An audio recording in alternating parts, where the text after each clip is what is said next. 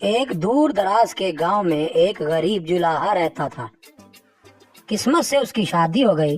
बीवी ने चूल्हा संभाला तो उसे घी शक्कर लगाकर रोटी पकाकर दी। जुलाहे ने जी भर कर खाई और अपने हाथ अपने बाजू से पूंछ लिए और कमर सीधी करने को 2 घड़ी लेट गया। गर्मियों का मौसम था। मक्खियों ने बाजू पर यलगार कर दी। जुलाहे ने तंग आकर बाजू पर एक हाथ जो मारा तो बहुत सी मक्खियां वहीं ढेर हो गईं। गिनी तो 30 निकली। जुलाहे ने सर ऊंचा किया और अपनी नई नवेली दुल्हन पर रोब जमाते हुए कहा, देखी मेरी बहादुरी, एक ही वार में 30 के 30 दुश्मन ढेर कर दिए। आइंदा से मुझे 30 मार खान कहकर बुलाया करना।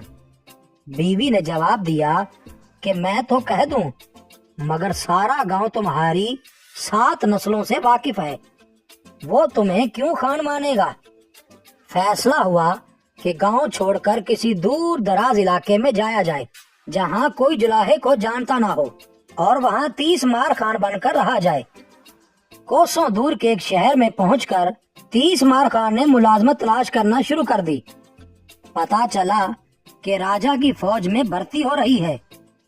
30 मार खान उधर पहुंचे। दारोगा ने नाम पूछा तो कहने लगे कि मैं 30 मार खान हूँ, एक बार में 30 दुश्मनों को ढेर करने वाला बहादुर 30 मार खान।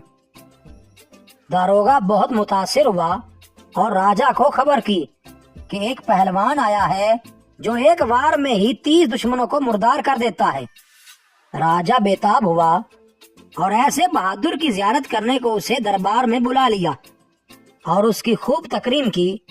ये देखकर उसके पुराने दरबारी हसद का शिकार हो गए।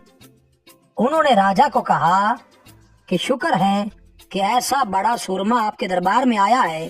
अब ये जरूर उन 7 खूंखार डाकुओं से हमारी रियाया को निजात दिलाएगा जो पहाड़ों में मुसाफिरों को कत्ल करके उनका माल लूट लेते हैं। राजा को ये आइडिया पसंद आया और उसने 30 मार खान को 7 पहाड़ी डाकुओं का कला कमा करने का हुक्म दिया। 30 मार खान निहायत परेशानी के आलम में घर वापस पहुंचा और बीवी को कहा कि चलो भाग चलते हैं, इससे पहले कि मैं जान से जाऊं। 30 मार खान की बेगम ने उसे तसल्ली दिलासा दिया और 7 मीठे पराठे जहर मिलाकर पका दिए और 30 मार खान को कहा कि पहाड़ों पर जाओ और कुछ माल और ये पराठे एक गठड़ी में बांध लो। डाकू आए तो दूर से ही उनको देखकर गठड़ी फेंक कर भाग जाना और छुप कर उनको देखते रहना। 30 मार खान ने यही किया। डाकू ने उसे गठड़ी फेंक कर भागते देखा तो रुक कर गठड़ी खोली और उसमें मालो दौलत देकर उसे आपस में बांटने लगे। सामान के साथ बंधे 7 मीठे पराठे देखकर उनकी भूख खुल गई। सब ने एक एक पराठा खाया और सब वहीं ढेर हो गए। 30 मार खान छुप कर उन्हें देख रहा था। उसने उनका मालो दौलत और हथियार अपनी गठड़ी में बांधे और राजा के दरबार में आकर उसके सामने ढेर कर डाले। राजा ये माल देखकर खुश हुआ, लेकिन फिर उसने देखा कि हथियार तो कुल 7 थे। उसने पूछा कि खान साहेब, आपके हथियार कहाँ हैं? 30 मार खान ने फखर से सर बुलंद करते हुए कहा, मुझे पता चला था कि वो सिर्फ 7 हैं। 20-30 जने होते तो मैं हथियार लेकर उनके मुकाबले पर निकलता। मैं तो एक बार से ही 30 को मार डालता हूँ। सिर्फ 7 दुश्मनों को मारने के लिए तो मेरे हाथ ही काफी हैं। राजा बहुत मुतासिर हुआ और 30 मार खान को उसने अपनी फौज का सिपा सलार बना दिया। 30 मार खान की ये तकरीम देखकर दरबारी मजीद हसद में मुब्तला हुए। कहने लगे कि एक आदमखोर शेर ने करीबी गांव में ओदम मचाया हुआ है, कोई उसे मार नहीं सका और वो दर्जनों आदमी खा गया है।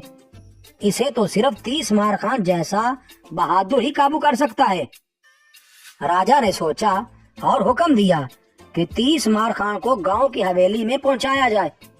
30 मार खान और उसकी बीवी गांव पहुंचे ही थे कि मूसलाधार बारिश बरसने लगी। वो तेजी में कमरे में घुसे ही थे कि दरवाजा खुला पाकर शेर भी हवेली में आ पहुंचा। 30 मार खान ने दरवाजे की झरी से देखा कि बाहर सहन में शेर घात लगाए बैठा है। ऊंची आवाज में बोले, तलवार पकड़ाओ, मैं अभी जाकर इस शेर की बोटी बोटी करता हूँ। बीवी कहने लगी कि ठहरे खान साहब, इस अंधेरी रात में शेर बहुत खतरनाक होगा। 30 मार खान कहने लगा, शेर से मैं क्या डरता हूँ, ऐसे 100 शेर मार चुका हूँ। मुझे डर तो टपके का है, छत से टप टप टपका कर रहा है, मुझे उसका खौफ है। ऐसे 1000 शेरों को ये टपका खा जाता है। शेर डर गया कि ये टपका न जाने क्या बला है जो 1000 शेरों से बढ़कर खतरनाक है। वो डर कर स्टोर में छुप गया ताकि टपके से बच सके। 30 मार खान ने ये देखते ही दौड़ लगाई और बाहर से स्टोर का दरवाजा बंद कर दिया। अगली सुबह उसने राजा को पैगाम भेजा कि उसने शेर को जिंदा पकड़ लिया है। राजा साहब अपनी सिपाह के साथ आए तो वाकई कोठड़ी में शेर बंद था। उन्होंने 30 मार खान से पूछा कि किन हथियारों से तुमने शेर का मुकाबला किया है। 30 मार खान ने मूंछों को ताव देकर फरमाया, हथियार कैसे? क्या एक आदमखोर शेर को काबू करने के लिए भी हथियार की जरूरत होती है?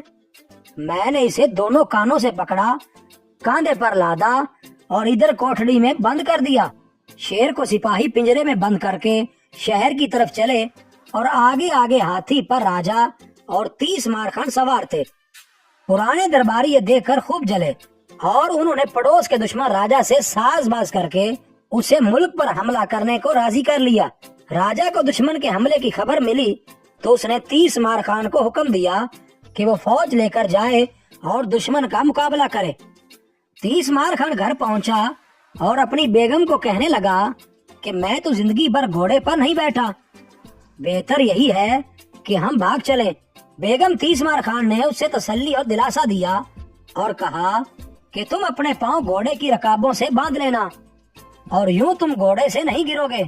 जब हमला शुरू हो तो अपना घोड़ा तेज भगाकर वहां से निकल जाना। सब यही समझेंगे कि तुम दुश्मनों पर हमला कर रहे हो। अगर तुम्हारी फौज जंग जीत गई तो वापस फौज में मिल जाना, हार गए तो जान बचाकर भाग जाना। 30 मार खान ने ऐसा ही किया। सिपाहियों को रुकाबों से पांव बांधने का हुक्म दिया तो वो हक्के बक्के रह गए। 30 मार खान ने उनकी हैरत देखकर कहा, दुश्मन को देखते ही मैं तैश में दीवाना हो जाता हूँ और घोड़ा मेरी रफ्तार का साथ नहीं दे पाता, इसलिए घोड़े के साथ पांव बांधना जरूरी है। सिपाही ने पैर बांधकर ये सोचा कि अब खान साहब खुद से घोड़े को एड़ तो नहीं लगा सकते और घोड़े की पुष्ट पर एक कुमची पूरी कुव्वत से जमा दी ताकि वो 30 मार खान साहब की रफ्तार का साथ दे सके। घोड़ा तीर की तरह सफों से निकला और दुश्मन की तरफ दौड़ा। खुद को तने तरह दुश्मन की तरफ जाते देखकर 30 मार खान के हाथ पांव फूल गए। एक दरख्त के नीचे से गुजरते हुए उन्होंने घबराकर उसकी शाख को मजबूती से पकड़ा और लटकने की कोशिश की, मगर भूल गए कि पैर घोड़े से बंधे हैं। दरख्त की जड़ को दीमक खा चुकी थी। वो उखड़कर उनके सर पर आ गिरा। घोड़ा दरख्त समेत उनको लेकर दुश्मन की सफों की तरफ बर्ग रफ्तारी से बढ़ा।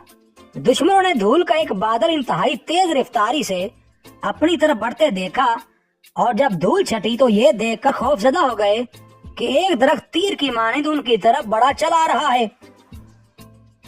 वो खौफ से कांपने लगे कि कोई जादूगर उन पर हमला कर रहा है और उसके जादू से दरख्त अपनी जड़ों से उखड़कर उन पर हमला आवर हो गए हैं।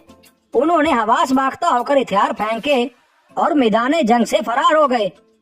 30 मार खान दुश्मन को तने तनहा शिकस्त फाश देकर वापस पलटे तो राजा ने किले से बाहर निकलकर उनका खुद इस्तेकबाल किया और उनको इनामो इकराम से नवाजा।